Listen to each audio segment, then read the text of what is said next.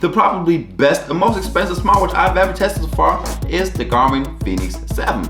This one is a beast of a watch. This one has a huge display, a very stylish design, outstanding built-in GPS, and probably more features that you could probably think of. So as expected of the newest generation of the Fenix series, we've got us a watch. So in today's video, I will share with you my experience when it comes to this little watch. Alright, let's start with the most obvious, which is the design. Now, depending on which version you get of the Garmin Fenix 7, you have slightly different specs since there are 3 different versions of it. Now, first of all, you have this one right here. You have a slightly smaller one with 42mm, which is the Garmin Fenix 7S, and the biggest one of all of them, which is the Garmin 7X Solar, which has a case of 51mm. You can also get each of these versions in the standard version, in the Solar version, or in the Sapphire Solar version, which ranges between 700 and all the way up to 1,200 euros. But just for that video, let's stick to this one I have right here, the 47mm standard version. As you can see, we have 5 different buttons on this watch. Top right takes you straight to your workout, bottom right takes you back to the previous page, top left to turn on the background lights, and the last are for navigation, so you can scroll up and down with them. Just by long pressing the middle button, it will take you to your menu. The funny thing right here is that you can actually choose between 2 different controls. So you can either do all of your stuff with swiping left and right on the screen, or you can actually turn off the touchscreen and only navigate with the 5 physical buttons you have on the watch, which is great for whenever you're doing some water sports, winter sports, or you have gloves on or something like that. Overall, you can expect to get a pretty heavy sport watch that weighs in at 79 grams with the strap. You have a 1.3-inch touch display with a resolution of 260 by 260 pixels, a Corning Gorilla Glass DX, and a standard 22mm strap. Now with this watch you can go to all places, even deep down underwater, since this one is water resistant up to 10 ATM, so swimming and diving shouldn't be a problem. Also, since you have 16 GB of internal storage, you can download all kinds of fresh apps, if it's something like watch faces, sport apps, or even Spotify. So like on the Fossil, Apple, or Samsung smartwatches, you are able to download music right to this watch, even though you need to have a Spotify Premium account to do so. But after that, you can download music tracks, playlists, and podcasts with just one single tap. And now all that's left to do is to plug in your earbuds and turn up the volume. Alright, let's head over to the battery life.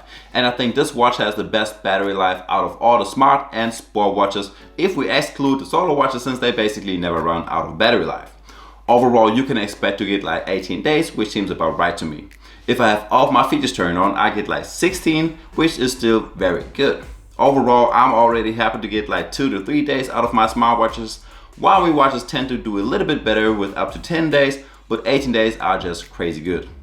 Now, that always depends on your usage, so if you're doing a whole bunch of workouts with the GPS turned on, or if you listen to your music all the time, your battery life will be shorter, of course. Now, I'm trying to keep this video as short as possible, and I'm not covering every little sport feature. But with this watch, you have basically every sport board covered out there. If it's skiing, swimming, running, cycling, or whatever. You have specific surf functions, a pace pro to keep the right pace, suggested workouts, recovery time and marathon prediction time, and different GPS maps such as a golf map, ski view map, and different multi-satellite maps that uses more than just 2 satellite systems at once. So talking about GPS, this watch has probably been the best GPS tracking of all of the watches that I have tested throughout my whole YouTube testing time. There was never a watch that was that good in the GPS tracking as the Fenix 7, not even my beloved Garmin Fenix 2, even though that one is great as well.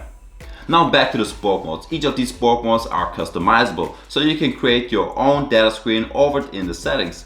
So you can change between different layouts, you can choose how many metrics should be displayed and what metrics you want to see, and that works even for every single of your workouts.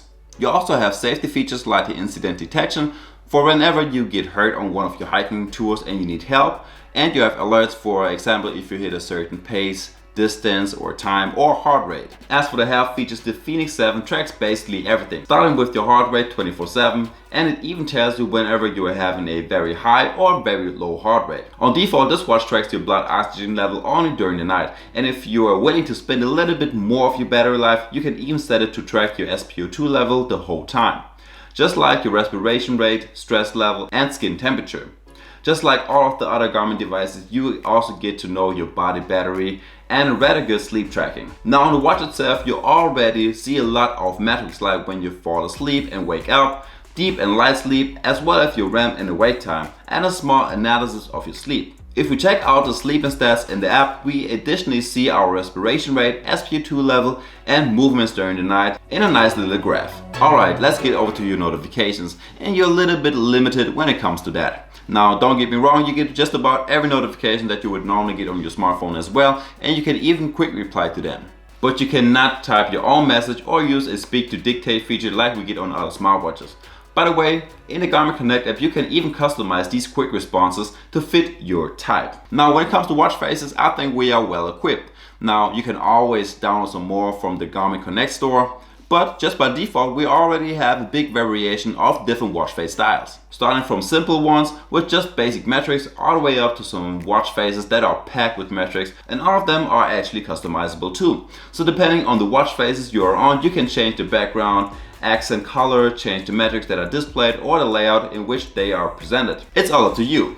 Now guys, I was wondering if I should do something in a series in which I show you some detailed analysis of my smartwatches when I do some running workouts, and show you my heart rate if I compare it to my Garmin chest strap, and I'll show you some of my GPS maps to see how accurate these watches actually are in different areas, like in my park, in the forest, or in the city. Just let me know in the comments below what you think about that, or if you have other ideas. And with that being said, see you the next time. Peace.